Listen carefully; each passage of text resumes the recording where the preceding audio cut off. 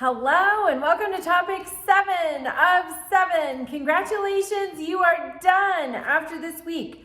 Just some housekeeping. If you have assignments that I have zeroed, please reach out to me. I can reassign them to you and you can still get them done, which I would love. All right.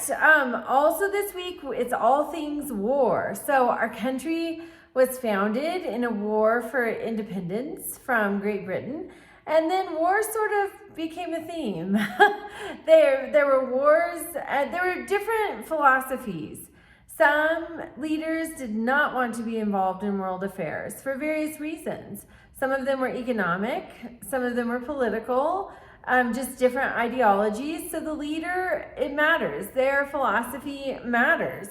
So World War I is a more recent war than the Revolutionary War, and it ended with the Treaty of Versailles, and President Wilson was trying to negotiate world peace that would last because nobody wanted to go through that again.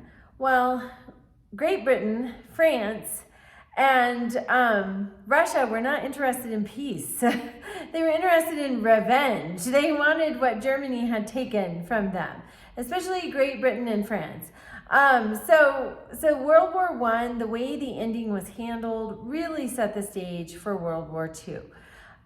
World War II, though, we have the creation of the United Nations, and we have some things in place. They learned some of the lessons of the failures from the Treaty of Versailles that ended World War I, and they were able to implement more lasting world peace after World War II.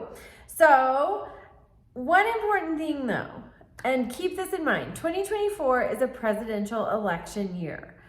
We think sometimes, and I have friends who say all the time, it's 4 years, who cares? It doesn't matter who gets to be the president. I'm not even gonna vote, which, but anyway, you have to vote. You need to be paying attention, you need to vote. And you learn this because after World War II, President Truman, based on George Kennan's long telegram that he sent from Moscow. George Kennan was very familiar with Russia.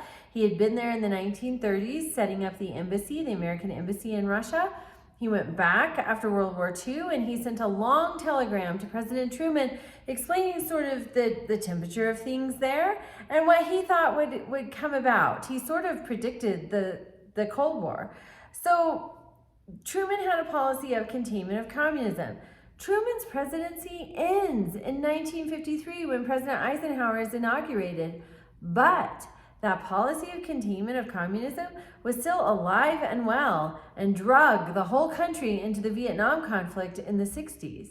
So it's not just a 4-year term or a max of 2 years or 2 terms, 8 years.